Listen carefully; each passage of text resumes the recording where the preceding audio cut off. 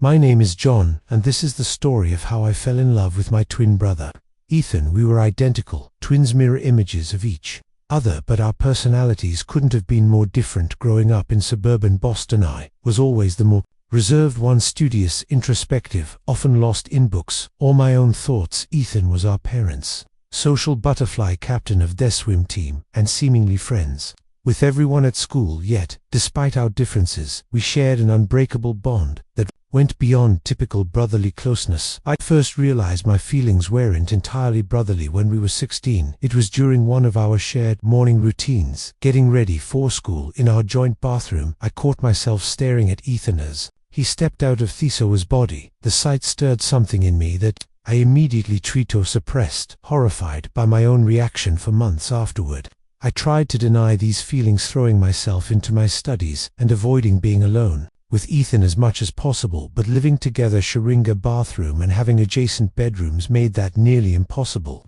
Ethan noticed the change in my behavior. One night he confronted me about it in our shared study space. "Alex, what's going on with you lately?" he asked, closing his textbook. "You've been acting weird for months." I kept my eyes fixed on my calculus homework. "I don't know what you're talking about, Bull." He moved to sit on the edge of my desk. "You barely look at me anymore. You practically run away whenever we're alone together. Did I do something wrong?" The concern in his voice made my chest ache. "No, you didn't do anything. I'm dealing with some stuff." "What stuff?" We used to tell each other everything. I finally looked up at him and immediately wished I hadn't. His blue eyes, identical to mine, were filled with hurt and confusion. The late afternoon sun streaming through our window caught his honey blonde hair, creating a halo effect that made my heart race. "I can't tell you this," I whispered. "You'll hate me." He reached out and grabbed my hand, a gesture that used to be so natural between us, but now sent electricity through my body. "I could never hate you, Alex. You're my twin. You're part of me." Those words meant Tobe, comforting, only made everything worse, because he was right. He was part of me, and these feelings were so wrong. "That's exactly the problem," I said, pulling my hand away. "You're my twin, my brother, and I couldn't finish the sentence. Understanding dawned in his eyes, followed by something I couldn't quite read. "Alex," he said softly, "are you attracted to me?" The world seemed to stop. Me heart pounded so hard I was sure he could hear it. I couldn't speak, couldn't move, couldn't breathe. Then my complete shock. Ethan laughed, not mockingly, but with relief. "God, is that all? I thought you were dying or something." Before I could process what was happening, he leaned down and pressed his lips to my neck. Kiss was soft, tentative, questioning. When he pulled back, his eyes searched me. "I've been feeling it too," he admitted, "for months, maybe longer. I just didn't know how to tell you. That first kiss changed everything." We sat in stunned silence for several minutes. Afterward, neither of us quite believing what had just happened. Finally, I found me voice. "How long?" I asked. Ethan ran a hand through his hair, a nervous gesture both shared. "Remember last summer, when we went to the lake house that night? We stayed up late swimming under Thestas." I nodded. "How could I forget? We'd spent hours in the water, laughing and splashing like kids." Despite being nearly 17, something felt different. That Neath continued. "The way the point moonlight hit your face, how close we were. I wanted to kiss you then, but I thought I was going crazy." "You're not crazy," I whispered. "Or if you are, we both are." He moved from the desk to sit beside me on my bed. "What do we do now?" It was a loaded question. We both knew this wasn't something we could just act on freely. We were brothers, twins no less. Society would never accept this. "We have to be careful," I said. "Nobody can know, obviously." He took my hand again, intertwining our fingers. "But I mean, what do we do about us?" I looked at our joined hands, identical in size and shape, yet slightly more tanned from outdoor swimming. "I don't know. This is wrong on so many levels." "Does it feel wrong?" He brought our joined hands to his lips, kissing my knuckles. The gesture sent shivers down my spine. "No," I admitted. "Thoughts. What scares me that night marked the beginning of our secret relationship. We were already close, twins, all shared everything, so nobody questioned when we spent most of our time together. But behind closed doors of everything had changed. We started small stolen kisses when we were alone, lingering touches that meant more than brotherly affection. Nights spent talking in whispers about our feelings and fears. Were careful to maintain our usual dynamics in front of others, but it became increasingly difficult to hide our growing attraction. One particular incident stands out in my memory. It was about 2 weeks after our first kiss, our parents were out for their weekly date night, leaving us alone in the house. We were watching a movie in the living room, but neither of us was paying attention to the screen. Ethan was playing with my hair, something he'd always done, but now each touch felt electric. I was hyper-aware of his body next to mine, the heat radiating from his skin. "Stop thinking so loud," he murmured, pulling me closer. "I can't help it. What if Mum and Dad come home early?" He checked his phone. "They just texted they're going for drinks after dinner. We have at least 2 more hours before I could respond." He shifted our position, so I was lying back on the couch, with him hovering over me. The look in his eyes, my eyes, but somehow different, made my breath catch. "Ethan." He leaned down, kissed me, and this time there was nothing tentative about it. His lips were demanding, hungry, and I responded with a. My hands found their way under his shirt, tracing the muscles I'd admired so many times before. We'd never gone beyond kissing until that point, but something was different that night. Maybe it wastes security of being alone in the house, or maybe we just reached a breaking point in our mutual desire. His hands slipped under my shirt, exploring territory that was simultaneously familiar and thrilling. We'd seen each other naked countless times, sharing a bathroom made that inevitable, but this was different. Each touch was charged with intention, with desire. "We should stop." I gasped as his lips moved to my neck. "Do you want to stop?" His voice was husky, his breath hot against my skin. Every rational part of my brain was screaming that this was wrong, that we were crossing a line we couldn't uncross, but my body had their ideas. "No." I admitted. That night we crossed the final physical boundary between us. It was awkward at first. We were both virgins, both nervous, both acutely aware of the taboo we were breaking, but there was also something natural about it, as if our bodies knew exactly how to fit together afterwardly.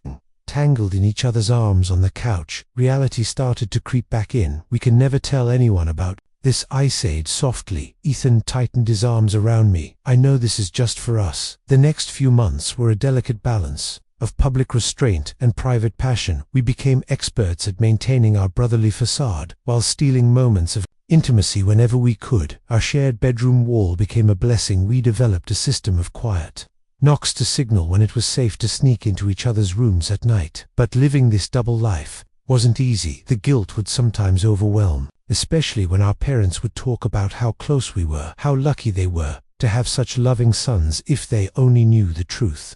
Ethan handled it better than I did. He had always been more confident, more comfortable in his own skin. When I would spiral into guilt and self-doubt, he would pull me back. "Love is love." He would say, "Who cares what anyone else thinks?" But we both knew it wasn't that simple. As our senior year progressed, we faced a new challenge: college applications. We'd always assumed we'd go to different schools. It was what our parents wanted, believing we needed to develop our own identities. Now the thought of separation wasn't bearable. We could apply to the same places. Ethan suggested one night, as we lay in his bed, my head on his chest. A body would question twins wanting to stay together. "Mum and Dad, would they've been pushing to spread your wings narrative since freshman year?" He ran his fingers through my hair, a gesture that never failed to calm me. "Then we'll convince them. I'll say I want to swim for whatever school you choose. They know how important swimming is to meth." Plan worked better than we expected. When acceptance letters started arriving, we both got into several of the same schools. After much discussion and strategic manipulation on our part, our parents agreed to let us attend the same Unifio, a large school in California where Ethan had been offered a chairship. The prospect of going to college together, of having more freedom to be ourselves, was exhilarating, but it also meant bigger risks. A new environment meant new people to full, new opportunities to slip up. Moving to California felt like a fresh start. Our parents helped us move into our dorm. We'd managed to get a room together again, playing the twin card as soon as they left.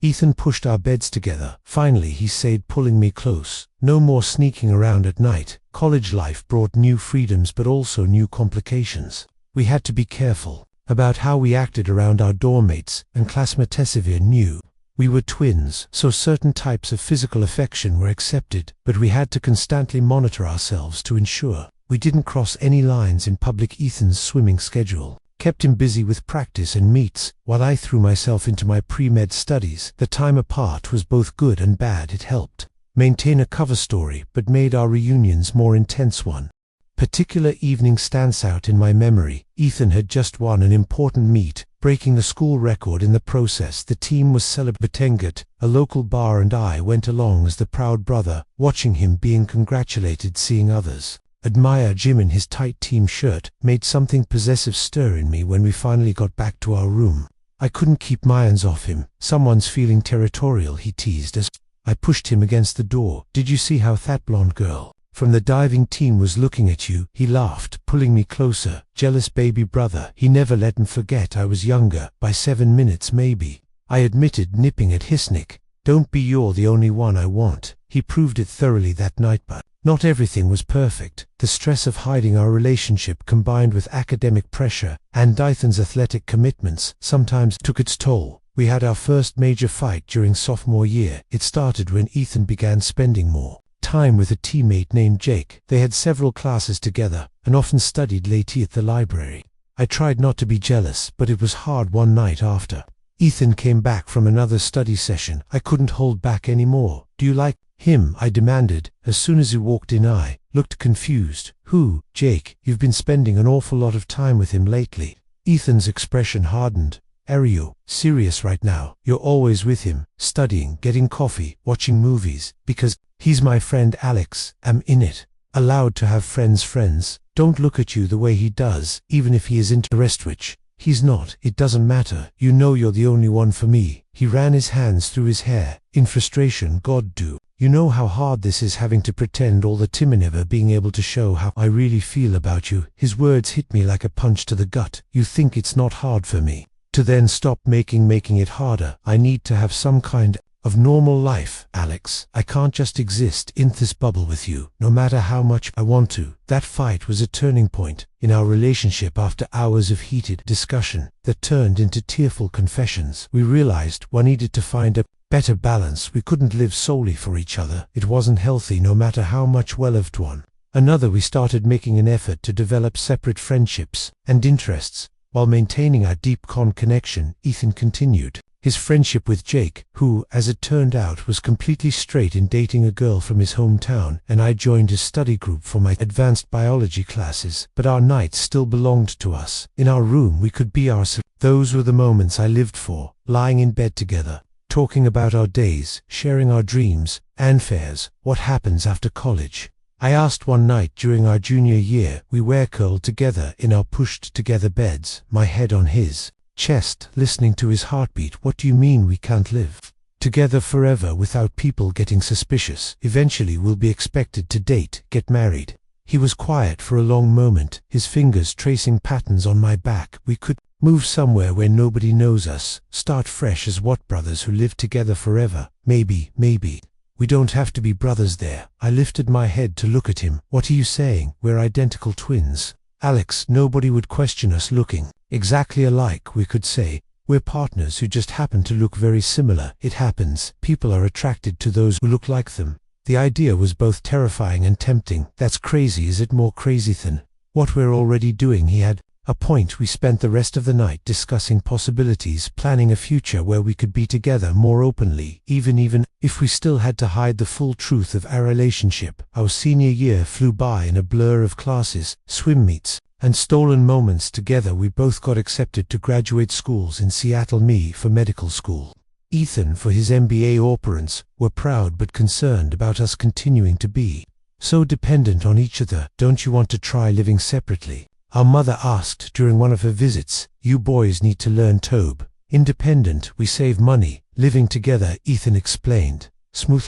sides. We're both going to be so busy with our programs, we'll hardly see each other." That was far from the truth. Our first apartment in Seattle became our sanctuary for the first time. We had aerial home together. No doormates, no parents visiting unexpectedly. We could be ourselves when those walls. We decorated it together, bought furniture, cooked meals. In our small kitchen it felt like playing house, except the love we shared was very real and very deep. Seattle brought new freedoms, but also new challenges. Graduate school was demanding for both of us. My medical studies consumed most of my time, while Ethan juggled his MBA classes with a part-time job at a consulting firm. We developed a routine. Early mornings were our time together, sharing coffee and breakfast before heading to our respective schools. Evenings were hit or miss. Sometimes one of us would be studying late into the night, while the other slept, but weekends were sacred. We made a rule, unless there was an emergency, weekends were just for us. One rainy Sunday morning, typical Seattle weather, as we lay in bed, listening to the raindrops against our window, Ethan brought up something we'd been avoiding. "We need to talk about the future," he said, his fingers absently playing with my hair. "The long-term future."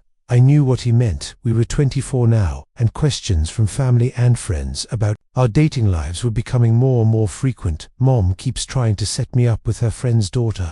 I said, "She's worried we're both going to end up alone." Ethan shifted to face me. Maybe. It's time to start our plan, the plan we discussed. In college, moving somewhere new, somewhere we could be partners rather than brothers. It had always seemed like a distant possibility, but now where would we go? "I've been thinking about that," he said. "My firm has offices in Europe. I could request a transfer after I finish my MBA. London maybe, or Amsterdam. I'd have to get licensed to practice medicine there. It would take time." "Yes, but think about it. We could start fresh. No one would know us as the Mitchell twins. We could just be Alex and Ethan, two people in love who happened to look alike." The idea was simultaneously thrilling and terrifying. What about Mum and Dad? The rest of the family we'd visit for holidays, keep in touch, but we'd have our own life, our own story. We spent the rest of that rainy Sunday planning our escape. It wouldn't immediate. We both needed to finish our degrees, and I needed to complete my residency, but having a concrete plan made everything feel more real. In the meantime, we continued our careful balancing act. Ethan occasionally went on dates to maintain appearances, always with women he worked with, who were more interested in networking than romance. Used my busy schedule as an excuse to avoid the dates our mother tried to arrange. One night, after a particularly ridiculous presentation at his firm, Ethan came home with unexpected news. They're opening a new office in Copenhagen. He said barely through the door, "They're looking for people to transfer there in the next year." I looked up for my medical textbooks. Copenhagen. It's perfect, Alex. Denmark is one of the most progressive countries in Europe. The healthcare system is excellent. You could practice there, and it's far enough away that family wouldn't visit too often. The Copenhagen opportunity became more light at the end of the tunnel. We spent months researching the city, the healthcare system, the requirements for medical licensing.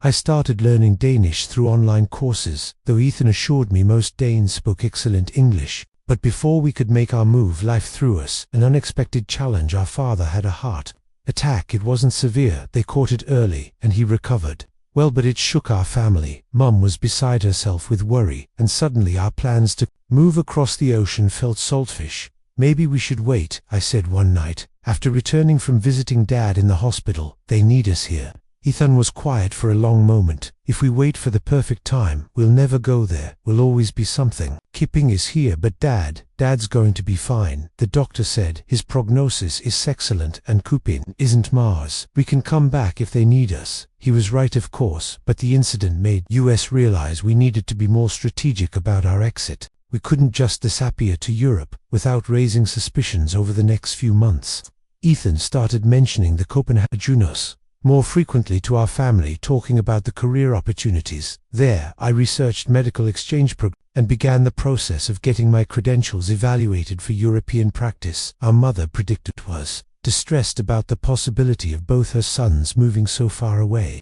"But why Copenhagen?" she asked during a family dinner. "There are plenty of opportunities here. The firm's European headquarters will be there."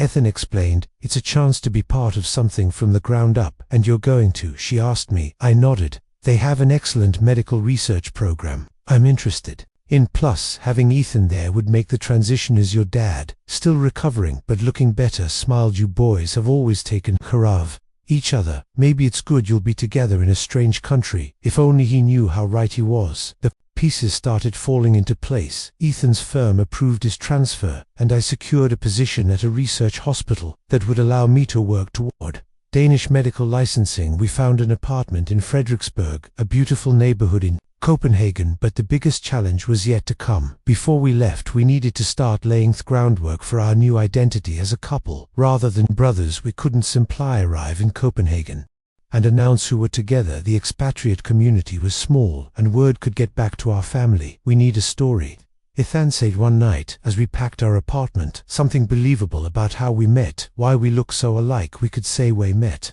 At university, I suggested it's not entirely untrue. We spent weeks crafting our story, making sure every detail was consistent and believably according to our new narrative.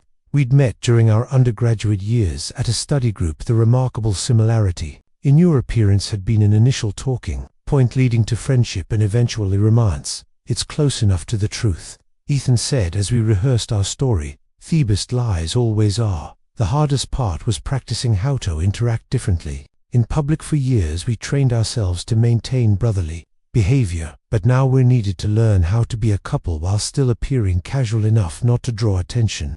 No more calling me bro in public, Ethan teased during one of our practice sessions. Our last few weeks in Seattle were bittersweet. We had our goodbye dinner with Mom and Dad at their house, the place where our relationship had first transformed from brotherly to something more. Mom cried, of course, and made us promise to visit for Christmas. Take care of each other, Dad said as he hugged us goodbye, and call your mother. You know how she worries. The flight to Copenhagen was long, but it felt like we were flying toward freedom as we crossed the Atlantic. Ethan held my hand, something we'd never been able to do on previous flights when traveling with family. Our new apartment in Fredericksburg was everything we'd hoped for. Spacious by European standards, with large windows and a small balcony overlooking a quiet street lined with trees. The building was old, but beautifully maintained with high ceilings and hardwood floors. Welcome home, Ethan said as Wes stepped inside for the first time, pulling me into a kiss. For the first few weeks, we introduced ourselves to neighbors and colleagues as roommates who were both starting new jobs in Copenhagen. Only after people got to know us did we gradually begin to show more affection in public. To our surprise, most people accepted our relationship. Without question, our story about meeting in university and being drawn together, partly because of our similar appearance, seemed to satisfy any curiosity about our identical looks. Ethan's job at the firm kept him busy, but he thrived in the environment. I split my time between the research hospital and intensive Danish language courses. Medical licensing requirements were strict about language proficiency. Our new life felt like a dream. We could hold hands walking through Tiv Gardens, share kisses at cafes, be openly affectionate at company parties.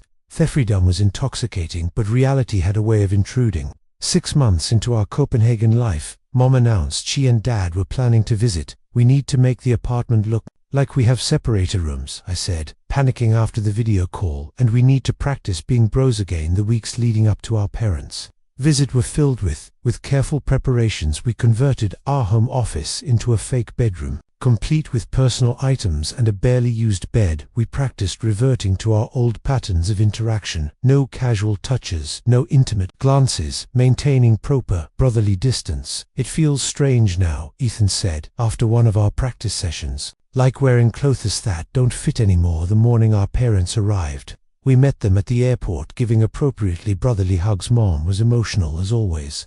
Dad proud and curious about our new life. Show us everything, Mom insisted as we drove them to our apartment. I want to see where my boys are living. We'd carefully staged the apartment, separate bedrooms, separate bathrooms, photos of family and friends displayed prominently, thing that might hint at our true relationship. It's lovely, Mom said, inspecting every corner, but so neat. I never thought I'd see the day when you two kept such a tight home. If only she knew how many hours we'd spent making it look like two brothers lived here instead of a couple. The week of their visit Wessex housing, we had to constantly monitor our behavior, catching ourselves before familiar touches, stopping terms of endearment before they could slip out. At night we had to sleep separately, which felt wrong after so many years of a bed, but there were close calls. One morning Dad nearly walked in on using the kitchen when Ethan was holding me from behind. As I made coffee, we managed to spring apart just in time, but the moment left us shaken. That was too close, I whispered later. When we had a moment alone, the visit also brought unexpected complications. Mum, ever the matchmaker, had apparently been in contact with some Danish-American families in Copenhagen. The Hansen have a lovely daughter about your age, Alex, she mentioned.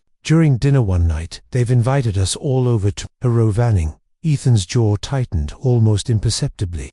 We'd known this might happen, but it still hurt. Mom, I'm real focused on getting my medical license right now. I tried to deflect. I don't have time for dating. You can't work all the time, sweetheart. You need to have a life. Tooth dinner with the Hansen was uncomfortable. Their daughter Emma was indeed lovely, intelligent, pretty, and clearly interested under different circumstances. We might have been friends instead. I had to play the part of this slightly interested, but career-focused doctor, while Ethan watched with carefully considered attention. That night, after our parents went to bed in their hotel, we finally had a moment alone. "I hate this," Ethan whispered, holding me tight, "watching you pretend to be interested in her having to act like it doesn't kill him." After our parents left, we felt both relieved and unsettled. The visit had shown us just how precarious our situation remained. Despite the freedom we'd found in Copenhagen, the constant threat of discovery hung over us like a shadow. "We need a better plan," Ethan said one evening as we sat on our balcony watching the sunset over the city rooftops. "We can't keep living to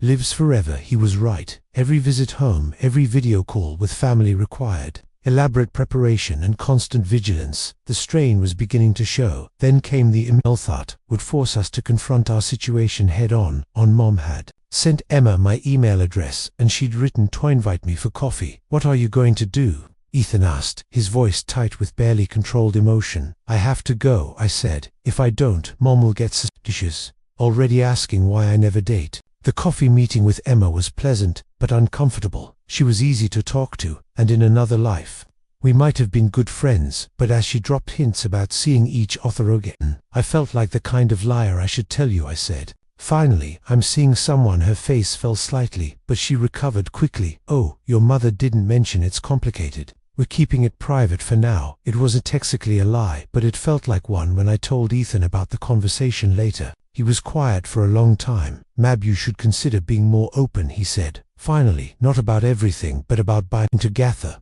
"What do you mean? We could start draw hints to friends here. Let it become known that we're a couple, not hiding it, bet. Not advertising it either. Let people draw their own conclusions." The idea was terrifying but tempting. We'd made friends in Copenhagen, colleagues, neighbors, people who knew us only as Alex and Ethan, not as the Mitchell twins. Could we trust them with part of our truth? We decided to start small. At Ethan's company Christmas party, we allowed ourselves to be more openly affectionate. When his co-workers commented on how similar we looked, we shared our practiced story about meeting Ann University and being drawn together partly because of our resemblance. To our surprise, most people accepted it without question. A few raised eyebrows, perhaps, but no one seemed particularly shocked or scandalized. In progressive Copenhagen, we were just another couple. But our newfound openness brought new complications. Photos from the Christmas party circulated on social media, and though we'd been careful about our social media presence, we couldn't control what others posted. What if someone from home sees our fears about social media exposure weren't unfounded. A few weeks after the Christmas party, we received a message from our cousin Rachel. "Hey, weird question," she wrote in a group chat with both of us. "My friend who works in Copenhagen says she saw you guys at a party," she said. "You seemed close. Is everything okay?" My heart stopped. Ethan and I exchanged panicked looks across our dining table. "We need to get ahead of this," Ethan said quietly, "before it spirals out of control." Crafted a careful response. "Everything's great. Living in a new country, we've gotten closer. It's nice having family here for support." Rachel seemed satisfied with the answer, but the incident left us shaken. We realized one needed to be more strategic about our public presence. We began setting boundaries. No photos at social events where we might be too obvious. Careful screening of our social circles, but the constant vigilance was exhausting. One night, after a particularly stressful day of dodging questions from colleagues about our relationship status, I broke down. "I can't keep doing this," I said, tears streaming down my face. "Living two different lives, always watching every word, every gesture. It's killing me." Ethan held me close, his own eyes wet. I know that night we had a long, difficult conversation about our future. We couldn't keep living in limbo, forever trying to balance our love with family obligations and societal expectations. "Maybe we should consider telling someone," Ethan suggested. "Someone we trust completely." After much discussion, we thought of Aunt Sarah, our mother's younger sister. She'd always been the family rebel, moving to Paris in her 20s and living an unconventional life. She'd never judged, never pushed for explanations about our lack of relationships. We invited her to visit using Copenhagen, making sure she came alone over dinner in our apartment with shaking hands and racing hearts. We took everything. The silence after our confession seemed to stretch forever. Then, to our amazement, she reached across the table and took both our hands. "I've wondered," she said softly, "the way you'll look at each other. It's not how brothers look at each other." I've seen it for years, but I didn't want to presume. Both started crying, then years of tension and fear releasing in a flood of emotion. What do we do? I asked. Throtters, we can't keep hiding forever, but we can't tell everyone. It would destroy. Mum and Dad. Aunt Sarah became our confidant and advisor, helping us navigate our complex situation. Her support gave us strength we didn't know needed. You don't have to figure everything out right now, she told us. Live your lives, be happy. The future will unfold as it should. And so we did. We built our life in Copenhagen, finding a balance between privacy and authenticity.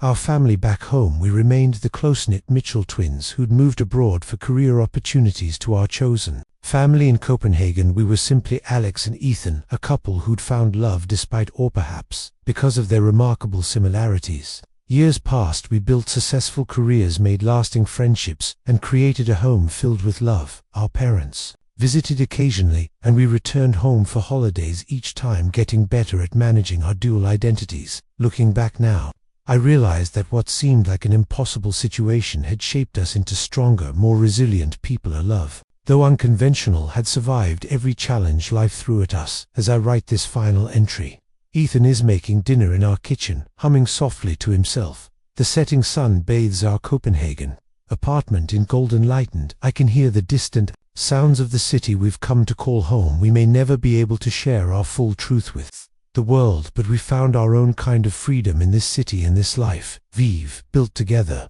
We've discovered that love doesn't always need to be explained or justified. Sometimes it just needs to be lived. Our story isn't over, but we've learned to embrace the complexity of our lives rather than fight against it. And in the end, isn't that what love is all about? Finding peace in the chaos, beauty in the imperfect, and home in each other's arms.